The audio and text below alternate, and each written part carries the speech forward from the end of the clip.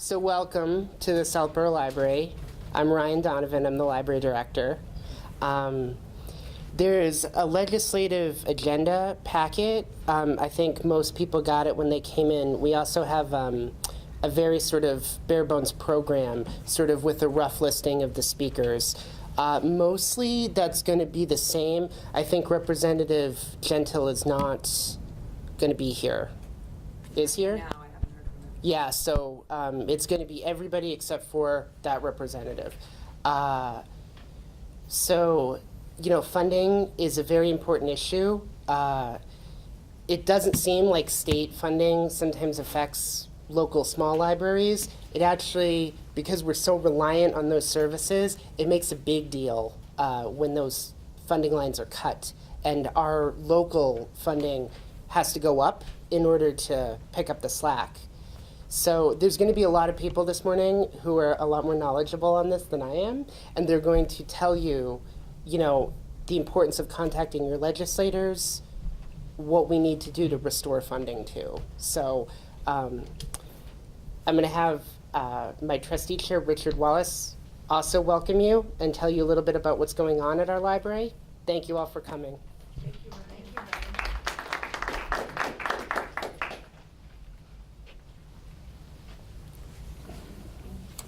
Good morning and welcome. I'm Richard Wallace, I'm the chair of the Library Trustees, and we have some of the other trustees here with us who, if they could stand up for just a moment, I'd appreciate that. Nancy Mayo, Nicole Benet, Terry Ryan, the library manager. We're very proud of our library. We're very proud of the work that Ryan has done. We're happy to have him as director. We feel that it's very important to be in touch with our community. We conducted a survey recently, and from that survey developed a strategic plan for the next 5 years, and we're implementing portions of that plan to provide better services to our community. We have a self-checkout machine just newly installed. That's our newest toy, and we hope that will provide services for people who are in a hurry, as we all are. And we have other exciting programs and plans for an exciting future. And I hope you'll join us in those. I'd like to turn it over to Vanessa. Thank you.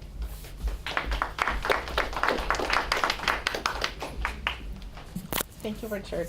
I'm Vanessa Hale. I'm the Assistant Town Administrator and Personnel Director here in Southborough. I've been here for 15 years. So we're very pleased to offer greetings from our community this morning and welcome you all here. You know, we're thrilled that Ryan has been here with us, I think almost about 2 years now. He came straight from the New York Public Library, so, you know, we're the benefit of lots of his great progressive ideas. So we're thrilled that Ryan is doing such a great job here. You know, as far as the community is concerned, you know, there is an enormous amount of support for this library across Southborough. You know, some of the trustees may remember at town meeting a few years ago, they went in with one number and they came out with 17,000 more. So people love their library in Southborough. We're in hours away from going to print with the town meeting warrant and our annual budget for FY17. So it's a very busy time of year. And we're spending a lot of time talking to Ryan about, you know, every dollar and every line item and what we can do to help the library.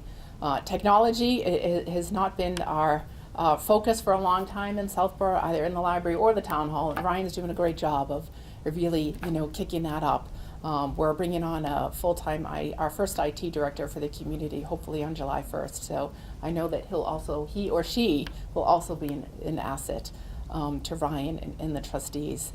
As far as our looking forward, we're looking toward a new public safety complex, hopefully within the next 1 to 2 years, getting that funded and off the ground. And I just want to thank Representative Dykema, and I know Senator Eldridge will be here shortly for their enormous amount of support. They're always at the other end of the phone or an email whenever we need them. So enjoy your morning, and thank you for coming to Southborough. Thank you.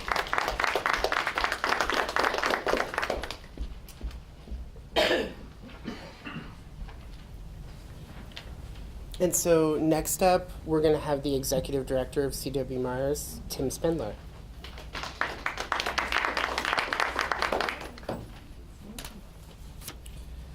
Thank you. The line 9501, Aid to Public Libraries, and line 9506, Library Technology and Resource Sharing, are really important for maintaining access to information for libraries, as well as the continued services libraries support. In the last year, I've visited 96 of our 149 libraries, and I've heard a lot of different stories about our libraries. And one story I had when I visited Egremont was particularly interesting. Egremont, if you don't know it, is a real small town out in western Massachusetts. And due to state funding and line 9506 funding, they're able to have this high bandwidth network line.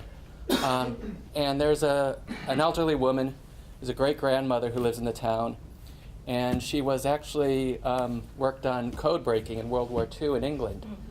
And she needed to see her new granddaughter who lived in Iowa. The library was able to provide a Skype connection for her so she could see her granddaughter. It was really interesting, and that was all funded by, a lot of that was funded by state funding and support from CW Mars, which is all quite possible. So I think this funding is really important in many different ways. The technology is extremely important. The resource sharing grants that come are important for expanding accessibility. There are about 2.5 million titles available to CW Mars libraries, 8.5 million items available, and all of this is tied to funding from the state. I'd like to thank everybody for their support for this.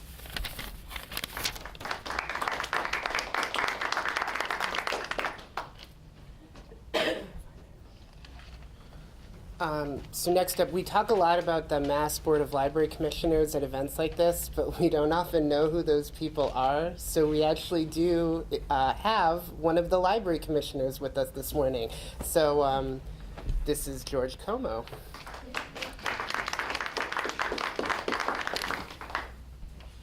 It's funny, he talks about us as if we don't exist. There's a commission, and they do all these great things, and who are they? And well, there's 9 of us as commissioners, and we're appointed by the governor, and we have the, you have to think about government and the idea that government is by the people and for the people, and we're the people. The commissioners are the people. We have a wonderful staff. A few of our staff are here today. Liz Babbitt and Gregor Trinkus Randall is right there in the back. And so if you ever have a flood, you'll hear from him. But the truth of the matter is the commission is made up of commissioners who really have a love and a passion for libraries. And I'm very fortunate to be one of the governor's appointees. And this is the 12th year for me coming to breakfast like this. And what's amazing is this is choir practice. You're all in the choir. You all support libraries. You all love libraries. You also get it. You understand what libraries are. And even though the economy is improving, libraries are lagging in this same period of time. And there's a situation in the Commonwealth of Massachusetts that's quite critical. And so today I just want to briefly talk about the numbers, because I think the numbers will help you as you advocate. So I'm not preaching to you, but I want to sing with you, and that's what this is about today. It has been years since libraries have even met historic highs in funding. And at that same time, attendance has doubled and tripled, and borrowing has skyrocketed, and the whole landscape has changed at libraries around electronics and ebooks and all the programs that are exploding, and libraries can't meet that demand. And anyone who's ever been to a story time has seen the stroller park parked outside the library. So it's clear that libraries are still critical, despite the naysayers who say, do we need libraries? And frankly, I get asked in my family often enough about libraries, and that is, do we really need libraries? And so today we're going to talk very quickly about that. But I do want to look at the numbers just briefly. State aid to public libraries is down 10% over 2009 numbers. State aid to regional libraries down 44% over 2002 numbers. And more importantly, and previous speaker alluded to this, and this is about technology, network technology funding is down 52% over 2001 numbers. Think about how we live today in this age of the internet and how we lived in 2001, and look at the budget that has really taken a cut. Libraries, in the face of budget cuts, have had to cut back hours, and in Massachusetts alone, more than 85,000 hours have been lost to the budget shortfall. This is against a budget which is 96% of state funding that goes directly to local public libraries. So we're a sound investment in tax dollars, and the money that we advocate for today represents 0.07 of the state budget. So today we paint a picture that demonstrates the power and commitment of public libraries. We have to change how we advocate and simply ask that libraries become a priority, not the priority, because your representatives are wonderful. They're your greatest friends. They're here today, your senator. But the truth of the matter is, and we all know this, and it mirrors what happens on a local level, and that is that libraries fall somewhere within a list of priorities. Public safety, for sure. Schools, for sure. But libraries have to be considered within that whole discussion. I have always advocated that libraries are more than brick and mortar. They're more than shelves. They're the destination for ideas. They're safe havens for bullies, a warm place for the destitute, a gathering place for communities, and it's also the connections. You look at the computers behind me here.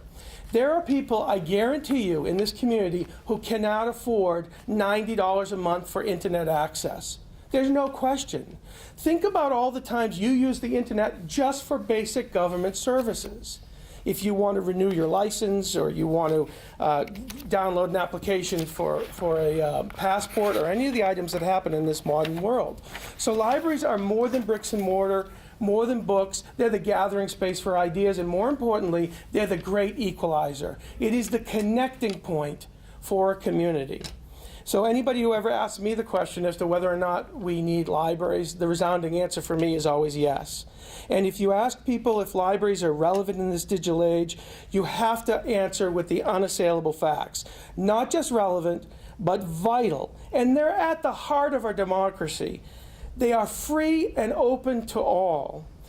The internet is not free or open to all. You have to pay for it. You pay for it through your phone, you pay for it through your cable bills, but no matter what, you're paying for it. But you come into this building, you do not have to pay for it. It's there, it's open, and thanks to library directors like this across the Commonwealth, it's the library that becomes the center for digital innovation and sparks all the great things that happen in a community like this. So I don't want to have a society where there's haves and have-nots. I want to find a way for us to truly understand that libraries are a government service, they deserve to be funded, and when the military starts having bake sales, that's the point at which I'll say, wow, what's happened in this country? But libraries are run on the back of volunteers. The Friends of the Libraries support it, the book sales, the bake sales, and all the things that come into this library and make it better happen on the backs of volunteers. What other government service does that? Government services generally aren't run by volunteers. In this case, the library is a significant role, and I would hope that you would take up the challenge today and find ways to simply make clear the message that we support our library, and we want you to make it a priority. The Board of Library Commissioners has made it very easy for you to do that. Advocacy has never been easier, also because of the technology. You'll get a moment to take a look at this, the sheet that's been produced by the Board of Library Commissioners. And it's great. It gives you a lot of numbers, but I really strip it down to calls to the legislators, and they will tell you those calls are important. Advocacy is important. They will also tell you there's a lot of priorities.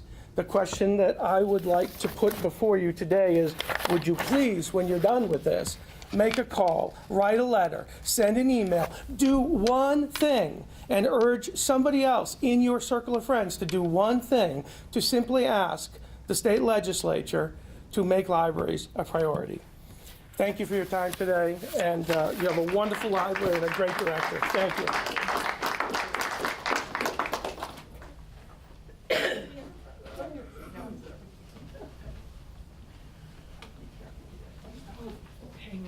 I like the choir metaphor a lot.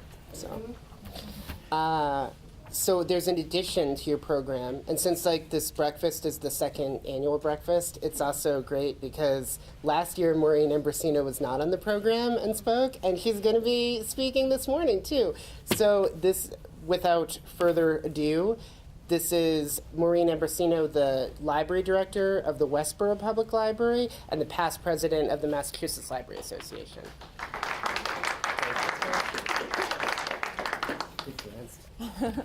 So I wanted to welcome everyone on behalf of the Massachusetts Library Association. We organize a series of breakfasts like this every year across the Commonwealth so that we can gather library advocates together, invite our legislators, and it gives us a chance to talk to legislators about what are the priorities for libraries with the state budget this year. I want to direct you back to the legislative agenda that you picked up when you came in. And I want to point out something that I also mentioned last year when I was here, is line 9506, which Tim referred to earlier. You'll notice that the highest funding that we've had in that line was in fiscal year 2001, which was a special year in my family because that was the year that my now college-age daughter started kindergarten. So to frame that line, we're funding line 9506 at 52% less than what we were funding it at when today's college sophomores were starting kindergarten. And you know, a $2 million funding in that line, that's all that we're investing in technology for libraries. It's nothing. So all of these lines definitely need to come up to the proper amount of funding. And I love the headline in the middle. We don't need big money. We need enough money. We need enough money to continue doing all the great things that we're doing. And I'm glad George mentioned about volunteers. We do rely on our volunteers, but our volunteers cannot be substitutes for our paid staffs in libraries. We just can't depend on volunteers to be able to deliver government service. Our communities deserve better than that. So I want to personally invite all of you to attend our upcoming Legislative Day at the State House. It's coming up on March 8th. And the format's going to be a little bit different this year. So if you've been to Legislative Day before, it followed the same format for a very long time. But this year we're doing something a little bit different. MLA put out a call for libraries to submit innovative projects that they're doing that we could do a showcase at the State House. So we got many, many more applications than we had room for at the State House, which was fantastic. And the innovation and the amazing things that libraries are doing out there is just phenomenal. So the 15 or 18 that we have room for will be on display around the grand staircase and in the hall. So please come by, take a look at all of the innovative things. Invite your legislator to come. We'll have the showcase, we'll have lunch. John Palfrey will be receiving an award, and it's going to be a really great day. Sometimes, I've said this before, Legislative Day can be intimidating. Our legislators may not know this, but it's a little scary to go there. And, you know, it's kind of on their turf, and it's the State House. But I promise you, it's not a scary thing to go there. They love to see us. We love to be there and share our love of libraries and our innovations that are going on. So please join us that day. There's lots of information about it on the Massachusetts Library Association website if you need more details. So thank you again for coming. I hope to see you next week at Legislative Day.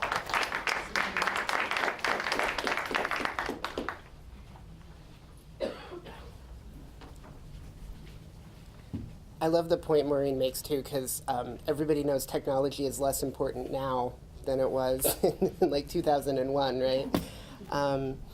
So You got a chance to hear from some people from Southborough. You got a chance to hear from some people from our library community. Now we're going to hear from some of our elected representatives. So first up is Representative Hannah Kane.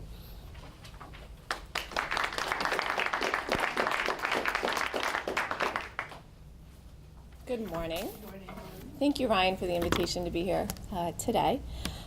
So I'm finishing up my first year as a state representative for Shrewsbury and parts of Westborough. I have the honor of sharing Westborough with Representative Dykema and also Representative Gregoire. And I also am thrilled to have two of the strongest library directors in the state, if not further. Maureen Ambrosino, who just spoke, who is our Westborough Public Library Director, and also Ellen Dolan, who I'm sure many of you are aware is our Shrewsbury Public Library Director. And also, when I ran for office, my campaign manager is on the Library Board of Trustees, a position I actually recommended her for a few years ago. So when I got to the State House, the very first caucus that I joined was the Library Caucus. And that comes not just from having such respect for our library directors in Westborough and Shrewsbury. It comes from a longstanding commitment. I was raised by two educators. My aunt and uncle were both public library directors in communities adjacent to where I grew up, and so I spent a lot of time in libraries growing up. My grandmothers could walk to the library in the town that I grew up in, and quite often as a young child I would do that with them. I would go down to visit for the day and walk down. And one of my grandmothers was actually legally blind. Neither could drive. One couldn't drive because she didn't have her driver's license, even though she could have, and the other one couldn't drive because she was legally blind. So not only did we spend a lot of time in the library together as they would go down to pick out books and I would go down to the children's room, but my grandmother also relied on, at the time, books on tape that would get delivered to her from the main state library system. And so I was always very aware that libraries weren't just something in your own community. In fact, there was the connection across the state and the resources that were available to people there.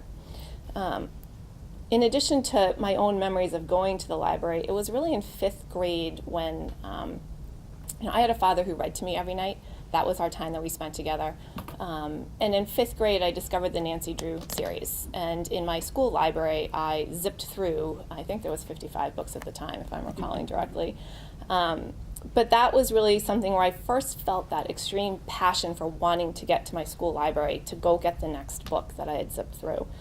And today, as a mother of 3, growing up in Shrewsbury, for them, we did not spend as much time in the library there as I would have liked because, quite frankly, the makeup of the children's room in the basement of the library was extremely difficult for a mother who had 2 kids who were 16 months apart and then one who was 3.5 years younger than that. They had different places they wanted to go, and there was no line of sight, and there was multiple entries into the children's room. And so as a mother, that was important to me to making sure I understood where they were. So my husband and I, always made sure we had many, many books at home as well. And again, that's something that I grew up. I grew up having a tiny section of our house where there were bookcases, where there were always books.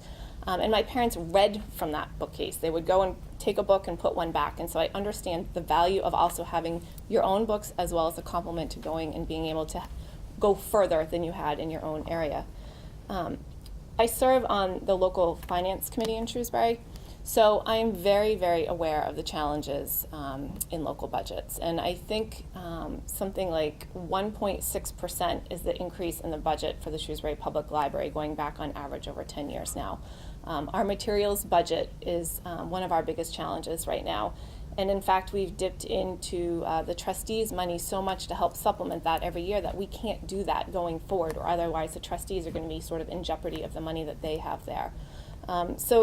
This is something that on a statewide level I'm very cognizant of. Last year I was a co-sponsor of the amendment to increase the library funding. I also voted to override the governor's veto of some of the money that came back. So in me you have somebody who is extremely passionate and supportive of the libraries. One of my good friends is Jan Salucci, who is the wife of the late Governor Paul Salucci. And when he was lieutenant governor and when Governor Weld, when they arrived on the scene, they had a $1 billion challenge out of a $12 billion budget. We have tough times now a little bit that we're finally, I think, coming out of. Hopefully after this year will be a little bit better. But they actually had an even bigger percent that they had to solve. And Jan loves to tell the story. Jan is a librarian and always has been and always will be passionate about libraries.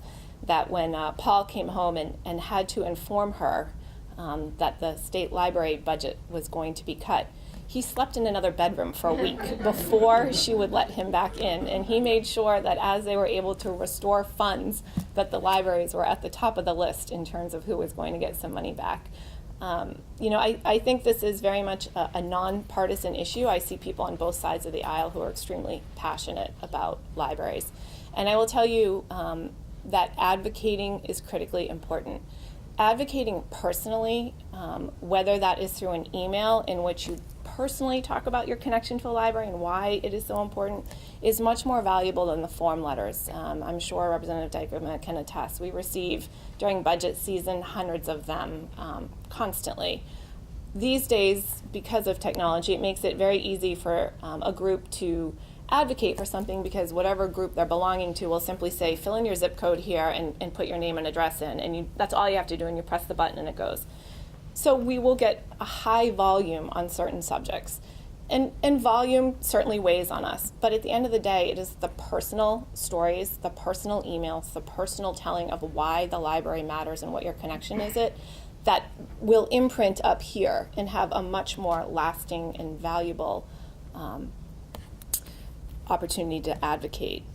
I will tell you that on the local level, the programming that you offer is critical. I know, but in both Shrewsbury and Westboro, we have a community that's in the process of changing, and we have a much more diverse community than we had many years ago.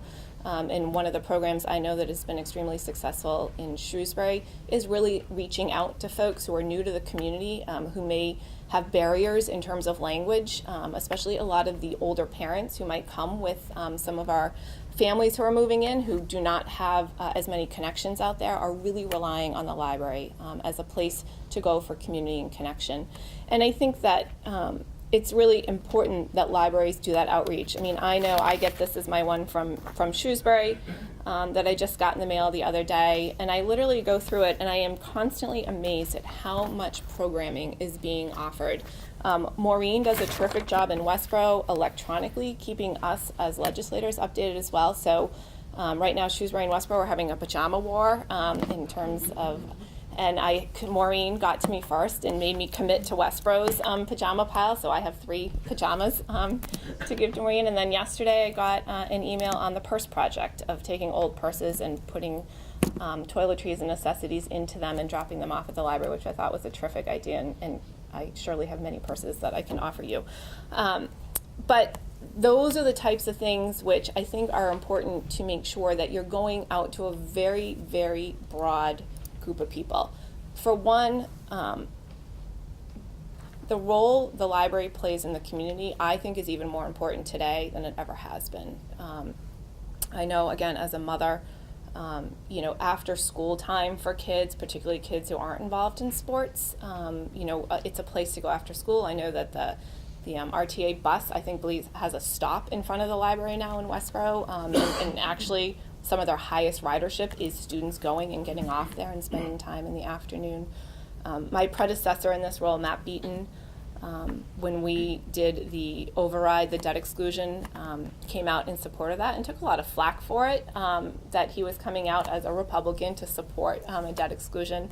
And he said to people 2 things. One, which I 100% agree with, it is the fiscally responsible thing to do. We have to care for the upkeep of our municipal buildings, and you need to have that done in a planned mode. And the library had needed to be done for many, many years. But second, he went there after school. He went to St. John's, and then he would go to the library and do his homework. And for him, again, that imprinted, that experience and that connection to the library was something that he highly valued as the discussion was moving about in terms of whether or not we do a debt exclusion to renovate and expand, or whether we just simply try and fix some of the systems that weren't working. So again, what you're doing here today certainly will have an impact on Representative Dykema and myself as we move forward, because we see the care and concern of all of you. I think the goal is to get that out to a broader group of people. As George said, we're all believers here. The people who are the naysayers and have a lack of understanding about the role of libraries and also the relevancy of them moving forward.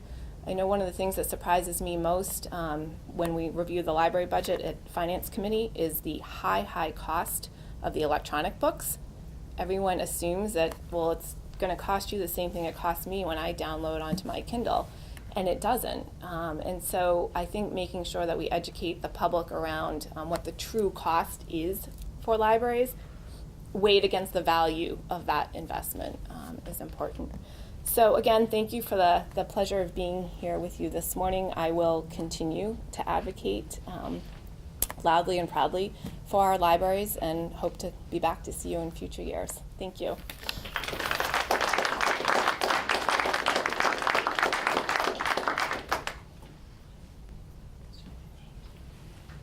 For Hannah, it was Nancy Drew, but for me, it was Goosebumps. I think I read like 60 Goosebumps books as a kid. Yeah, generation, right? And it's great. That was great just to sort of talk about the different programs libraries offer. Our next author program is March 10th. No pressure, but if you guys could all come to that too. So up next is our local representative, Carolyn Dykema. So.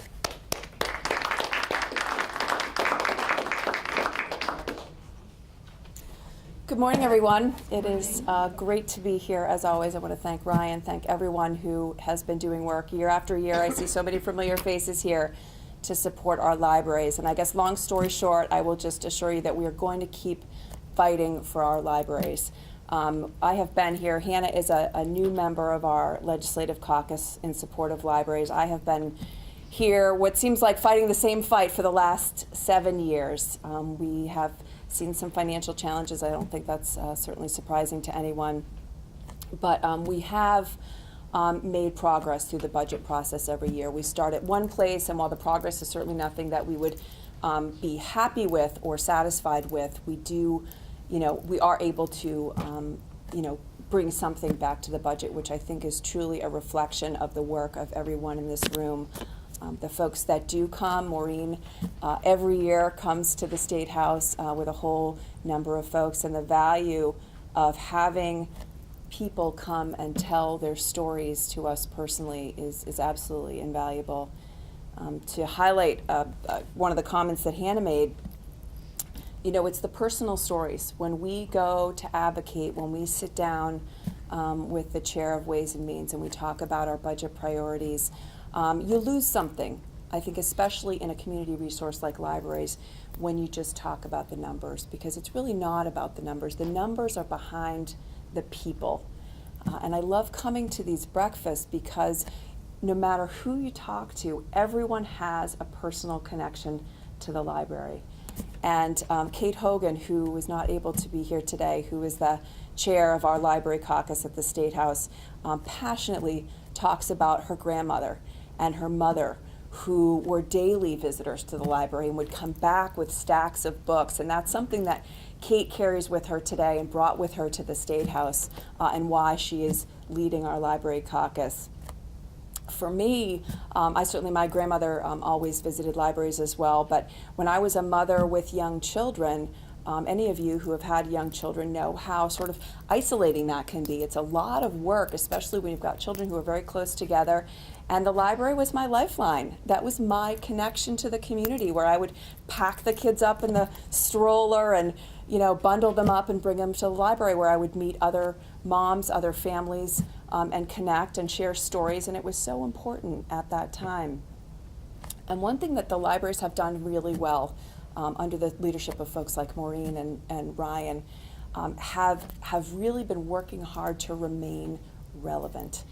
This conversation about relevancy always surprises me. Somehow people think that libraries can be replaced by sitting, in your study with your internet and Googling around. But libraries really represent so much more than that, and they're really a reflection of the individual communities that support them. And if you look at, Maureen has done tremendous work in the programming for families and for young people, and I'm always seeing something coming up, and I think, gosh, should go over to that. You know, the one book, the one community where everyone reads the same book and talks about it. What a wonderful way to meet the need to provide connections at a time when I think people are yearning for connections. What a community resource. Here in Southborough, a lot of conversation around economic development, which is so important for many reasons, for jobs, for folks locally. And I remember attending a number of seminars right here in the front room in Southborough, where we had local business leaders, small business owners come in and talk about their businesses, what it was like to start a small business, to hopefully inspire others in the community to give it a try and provide advice. I mean, what more relevance can you possibly deliver to communities?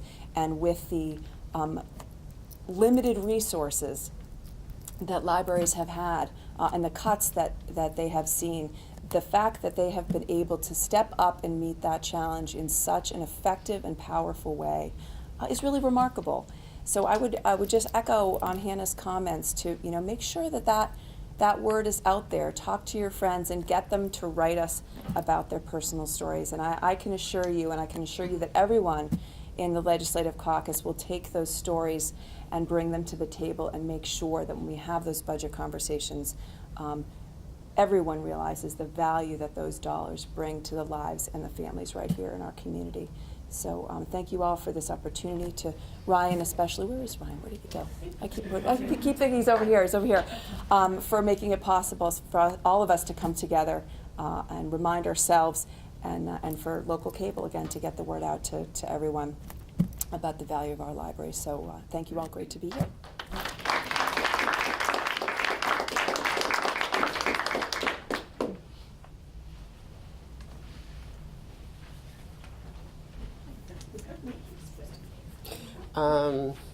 I know I should tap dance or something, because Senator Eldridge was going to be here and he had a prior event, so it looks like he is not here. So I think what we're going to do is actually conclude the breakfast. So you guys, Sarah from the Massachusetts Library System is going to come in. She's going to help us talk more about library funding. So. Yeah, I should be give him 5 minutes. Yeah. Just here. push me off the. Sorry for the change of the program yet again, guys. You're doing great, thank you. So I'm Sarah Segigi, and I'm the Training and Advisory Services Director at the Massachusetts Library System. And we have 2 offices. One is actually right down the street, which is awesome, thank you. And the other one actually is in Limbo. We used to be located in Whately, Massachusetts, which is kind of on the 93 corridor. Excuse me. It's not 91 corridor in Western Mass, and we're currently looking at new office options, so we hopefully will have an announcement for you very soon about our second location. But my organization, the Massachusetts Library Systems, works really closely with the Board of Library Commissioners, our library associations, Mass Library Association, Massachusetts School Library Association, our network partners like CWMRs, and of course, our local libraries. We are a system that are made up of public, academic, school, and special libraries across the state. So rather than read my whole talk, I'm going to just kind of highlight a couple of bullet points of things that we are looking at, things that are on our agenda. We fully support the Board of Library Commissioners' legislative agenda this year. Libraries are leaders in regionalization. We strive for the most effective economies of scale. However, the budget line, specifically I'm talking about 9401, that funds the Massachusetts Library System is actually down 44% from its high in 2002. Level services are not possible anymore with level funding. And the benefits of MLS economies of scale are at risk. If MLS services were purchased individually by each library, the cost would be 20 times higher. And one of our major services that impacts all of our members across the state, or certainly a whole bunch of our members, is resource sharing, and specifically our delivery system. Statewide delivery is a hugely important, critical service that we can provide to our member libraries. It actually links a lot of the services provided by the networks and the libraries to benefit the patrons. So we partner with public, academic, and school libraries and their networks to fulfill more than 7 million interlibrary loan items each year. We provide the physical delivery for more than 14 million items to support this hugely popular service. And our director, Greg Pronovitz, he did a really great kind of analogy for me to put it into my perspective. And if you take 14 million items and you fill the delivery bins that we use and stack them up, 1 year's delivery is higher, it will reach higher than the Bunker Hill Monument in Boston. That's how many items kind of go around the state. With our statewide buying power, it costs less than a first-class stamp to ship a book or video. And if each library had to pay the United States Postal Service to ship these items, the total cost would exceed $35 million. This return on investment as physical delivery alone is more than the total state funding of libraries. And we sort of discussed this earlier, but a lot of people ask, well, you know, with ebooks, is delivery becoming, is it slowing down? Is it just not being used? No, right? Absolutely not. That's right, it's not. It's going up, and it has been strong and steady for the past 6 years, so we don't see that changing anytime soon. So resource sharing success, which we're very proud of, has led to a serious budget dilemma due to the unintended consequences of the state's 3-year program to raise the minimum wage.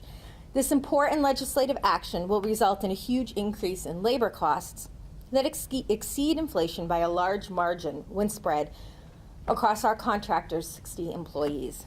The increase is compounded by compliance costs of the Affordable Care Act and the new paid sick leave law and associated administrative and overhead costs. The total increase could well exceed 40%. This is MLS's largest contract at about $4 million a year. Large increases put this and other services at risk. No. Okay, I'm going to cut it there. Thank you very much for your time, and I'll be around if anyone has additional questions. Yes?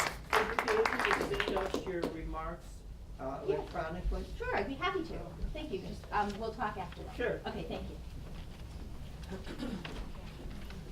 Thank you for coming up. So it looks like Senator Eldridge can't make it, though, so we are going to say goodbye. If you would like, there's some breakfast in the back, some coffee. I think the legislators might be able to stay for a few minutes, might have to jump out. So, yeah. So maybe time for 1 or 2 pictures. That's what. Sure. Oh, and then Donna, if you want to stand up really quick. Donna McDaniel is going to be doing a program on women's history on March 16th. So It actually is, March is Women's History Month, a little known fact, I think. So I've done a couple of programs here, and people know that I do a lot of history things. So I looked up, I'm amazed and stunned at the number of women who've been involved all over the years whose names we've never heard. So my goal in life now is to raise them up so that we recognize women who've done amazing things, and somehow they just didn't really get in the history books. So, March 16th, here at 7 o'clock. mark your calendars. So thank you, everybody, for coming.